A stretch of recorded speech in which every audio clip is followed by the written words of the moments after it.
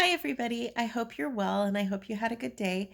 Our day was very busy. And so this is actually one of the first times I've been able to sit down and just relax. And what's better than relaxing with a good book and a cup of tea? I'm drinking out of Cam's super cool little BB-8 cup, and I love tea. So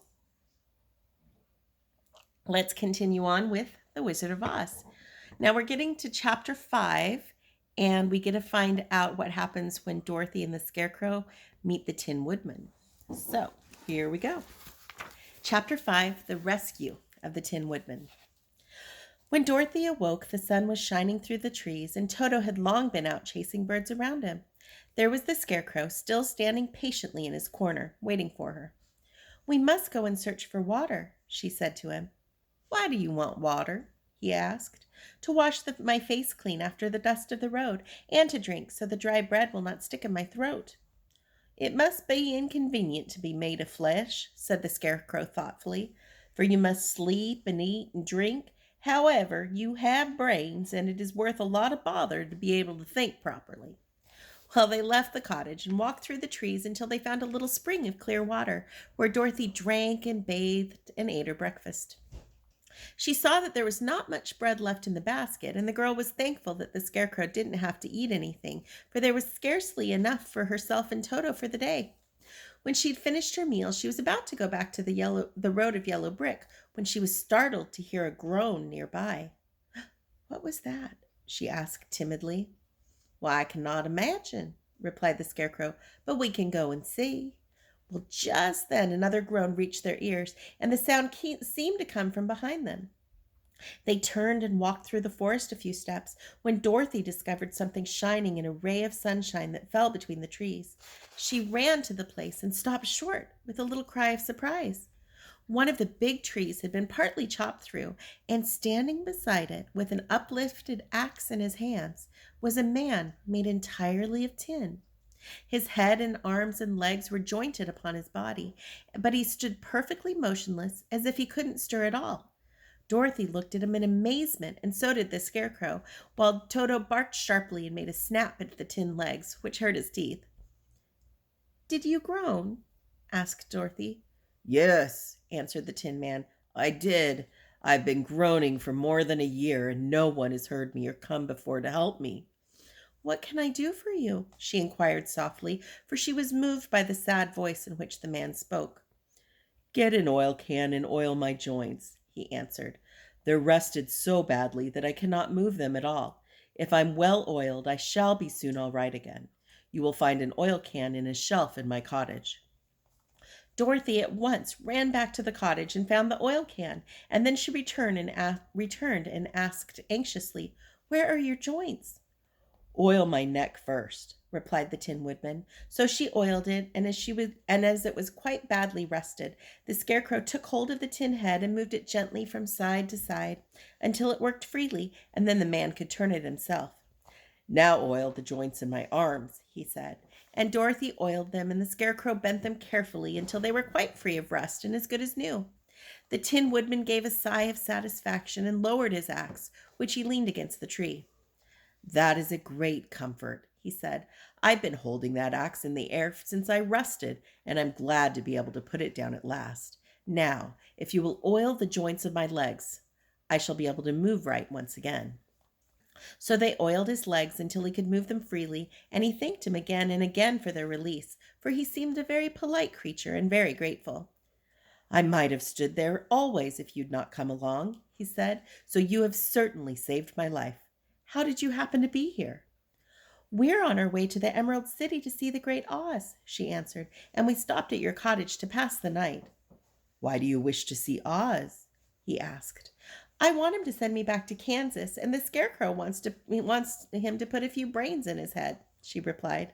The Tin Woodman appeared to think deeply for a moment. Then he said, "Do you think Oz could give me a heart?" "Well, I guess so," Dorothy answered. "It would be as easy as giving Scarecrow his brains." "True," the Tin Woodman returned. "So if you will allow me to join your party, I will also go to the Emerald City and ask Oz for help." "Come along," said the Scarecrow heartily, and Dorothy added that she would be pleased to have his company. So the Tin Woodman shouldered his axe, and they all passed through the forest until they came to the road that was paved with yellow brick. The Tin Woodman had asked Dorothy to put the oil can in her basket, "For," he said, "if I should get caught in the rain and rust again, I would need the oil can badly." It was a bit of good luck to have their new comrade join the party, for soon after they'd begun their journey again, they came to a place where the trees and branches grew so thick over the road that the travelers couldn't pass. But the Tin Woodman set to work with his axe and chopped so well that soon he cleared a passage for the entire party. Dorothy was thinking so earnestly as she walked along that she didn't notice when the Scarecrow stumbled into a hole and rolled over to the side of the road. Indeed, he was obliged to call to her to help him up again. "Why didn't you walk around that hole?" asked the Tin Woodman. "Well, I don't know enough," replied the Scarecrow cheerfully. "My head, it's stuffed with straw, and that's why I'm going to Oz to ask him for some brains." "Oh, I see," said the Tin Woodman. "But after all, brains are not the best thing in the world." "Have you any?" asked the Scarecrow. "No, my head is quite empty," answered the Woodman. "But once I had brains, and a heart also, so having tried them both, I should much rather have a heart." "Why is that?" asked the Scarecrow. "I will tell you my story, and then you will know." So while they were walking through the forest, the Tin Woodman told the following story. "I was born the son of a woodman who chopped down trees in the forest and sold the wood for a living. When I grew up, I too became a wood chopper, and after my father died, I took care of my old mother as long as she lived. Then I made up my mind that instead of living alone, I would marry, so that I might not become lonely. There was one of the Munchkin girls who was so beautiful that I soon grew to love her with all my heart. She, on her part, promised to marry me as soon as I could earn enough money to build a better house for her, so I set to work harder than ever. But the girl lived with an old woman who didn't want her to marry anyone, for she was so lazy she wished the girl to remain with her and do the cooking and housework. So the old woman went to the Wicked Witch of the East and promised her 2 sheep and a cow if she would prevent the marriage. Thereupon the Wicked Witch enchanted my axe, and when I was chopping away at my best one day, for I was anxious to get to the new house and my wife as soon as possible, the axe slipped all at once and cut off my left leg. Now this at first seemed like a great misfortune, for I knew a one-legged man could not do very well as a wood chopper, so I went to a tinsmith and had him make me a new leg out of tin. The leg worked very well once I was used to it, but my action angered the Wicked Witch of the East, for she had promised the old woman I should not marry the pretty Munchkin girl. When I began chopping again, my axe slipped and cut off my right leg. Again I went to the tinner, and again he made me a leg out of tin. After the enchanted axe cut off my arms, one after the other, but nothing daunted, I had them replaced with tin ones. The Wicked Witch then made the axe slip and cut off my head. And at first I thought that was the end of me, but the tinner happened to come along and he made me a new head out of tin. I thought I'd beaten the Wicked Witch then, and I worked harder than ever, but little I knew how cruel my enemy could be. She thought of a way to kill my love for the beautiful Munchkin maiden, and made my axe slip again, so that it cut right through my body, splitting me into 2 halves. Once more the tinner came to help me and made me a body of tin, fastening my tin arms and legs and head to it by means of joints, so that I could move around as well as ever. But alas, now I had no heart, so that I lost all of my love for the Munchkin girl, and did not care whether I married her or not. I suppose she's still living with the old woman, waiting for me to come after her. My body shone so brightly in the sun that I felt very proud of it, and it did not matter if my axe slipped, for it couldn't cut me. There was only one danger, that my joints would rust, but I kept an oil can in my cottage and took care to oil myself whenever I needed it. However, there came a day where I forgot to do this, and being caught in a rainstorm, before I thought of the danger, my joints had rusted, and I was left to stand in the woods until you came to help me. It was a terrible thing to undergo, but during the year I stood there, I had time to think of the greatest loss I'd ever known, and that was the loss of my heart. While I was in love, I was the happiest man on earth, but no one can love who has not a heart, so I'm resolved to ask Oz to give me one. If he does, I will go back to the Munchkin maiden and marry her. Both Dorothy and the Scarecrow had been greatly interested of the story of the Tin Woodman, and now they knew why he was so anxious to get a new heart.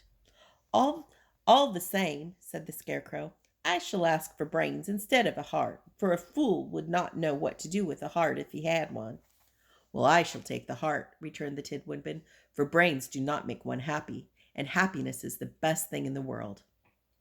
Well, Dorothy didn't say anything, for she was puzzled to know which of her two friends was right, and she decided if she could only get back to Kansas and Aunt Em, it didn't matter so much whether the Woodman had no brains or the Scarecrow had no heart, or each got what they wanted. What worried her most was that the bread was nearly gone, and another meal for herself and Toto would empty the basket. To be sure, neither the Woodman nor the Scarecrow ever ate anything, but she was not made of tin nor straw, and couldn't live unless she was fed. And here is the picture. And there is the Scarecrow and the Tin Woodman. So now we're at chapter 6, The Cowardly Lion. Now all this time, Dorothy and her companions had been walking through the thick woods. The road was still paved with yellow bricks, but these were much covered by dry branches and dead leaves from the trees, and the walking was not all that good. There were a few birds in this part of the forest, for birds love the open country where there's plenty of sunshine, but now and then came a deep growl from some wild animal hidden in the forest. These sounds made the little girl's heart beat fast, for she didn't know what made them, but Toto knew, and he walked close to Dorothy's side and didn't even bark in return. "How long will it be," the child asked of the Tin Woodman, "before we're out of the forest?" "I cannot tell," was the answer, "for I've never been to the Emerald City, but my father went there once when I was a boy, and he said it was a long journey through a dangerous country, although nearer to the city where Oz dwells the country is very beautiful. But I'm not afraid so long as I have my oil can, and nothing can hurt the Scarecrow, while you bear upon your forehead the mark of the good witch's kiss, that will protect you from harm."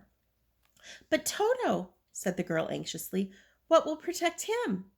"We must protect him ourselves if he's in danger," replied the Tin Woodman.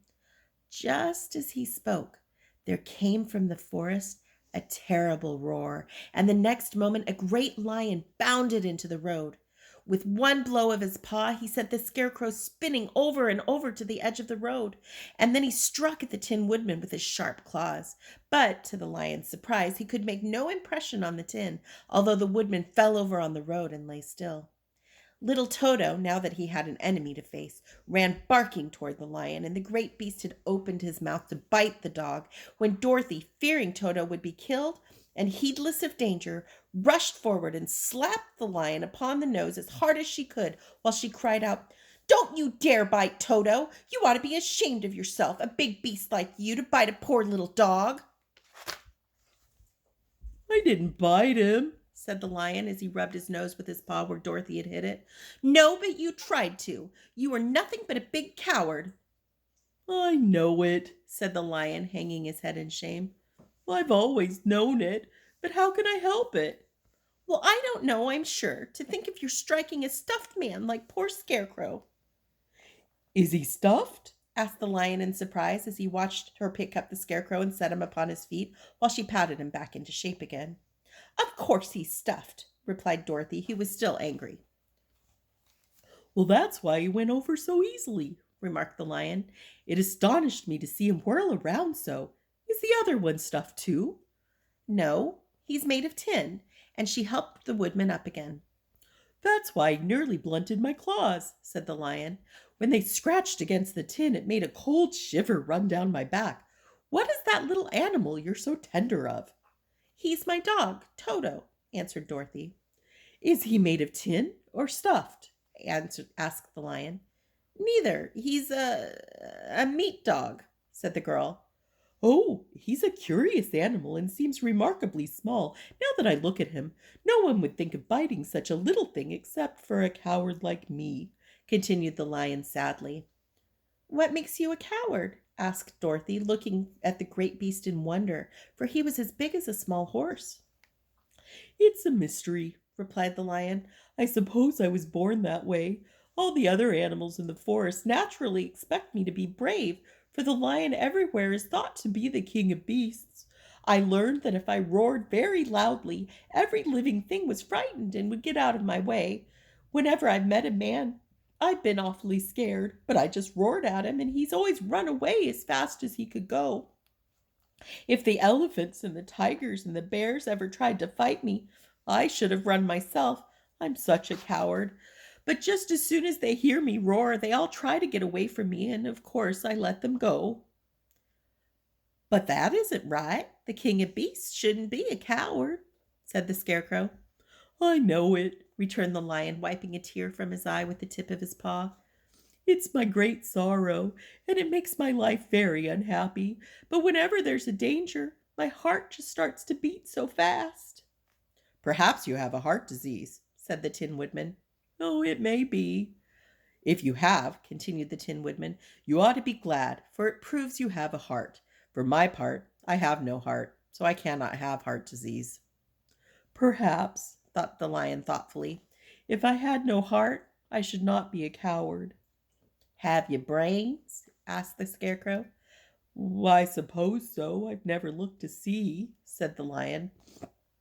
"Well, I'm going to the Great Oz to ask him to give me some," remarked the Scarecrow, "for my head is stuffed with straw." "And I'm going to ask him to give me a heart," said the Woodman.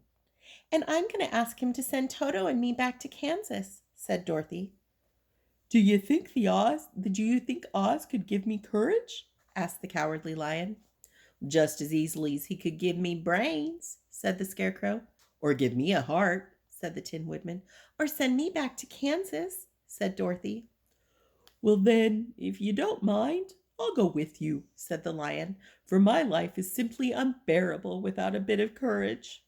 "Well, you will be very welcome," answered Dorothy, "for you seem to help keep away the other wild beasts. It seems to me they must be more cowardly than you are if they allow you to scare them so easily."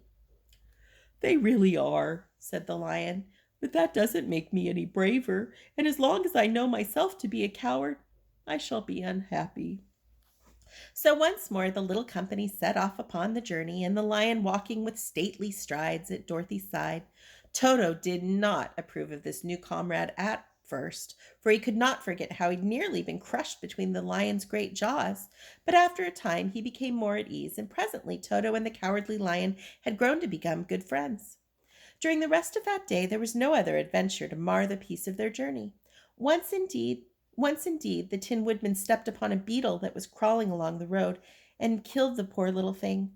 This made the Tin Woodman very unhappy, for he was always careful not to hurt any living creature. As he walked along, he wept several tears of sorrow and regret. These tears ran slowly down his face and over the hinges of his jaw, and there they rusted. When Dorothy presently asked him a question, the Tin Woodman could not open his mouth, for his jaws were tightly rusted together. He became greatly frightened at this, and made many motions to Dorothy to relieve him, but she couldn't understand. The lion was also puzzled to know what was wrong, but the Scarecrow seized the oil can from Dorothy's basket and oiled the Woodman's jaws, so that after a few moments he could talk as well as before. "This will serve me a lesson," said he, "to look where I step. For if I should kill another bug or beetle, I shall surely cry again, and crying rusts my jaws so that I cannot speak." Well, thereafter he walked very carefully, and his eyes on the road, and when he saw a tiny ant toiling by, he would step over it so as not to harm it. The Tin Woodman knew very well he had no heart, and therefore he took great care never to be cruel or unkind to anything. "You people with hearts," he said, "have something to guide you, and need never do wrong. But I have no heart, so I must be careful. When Oz gives me a heart, of course, I needn't mind so much." And that's where we're going to stop today. I hope you've enjoyed it so far. I've enjoyed reading it to you, and I can't wait to share some more tomorrow.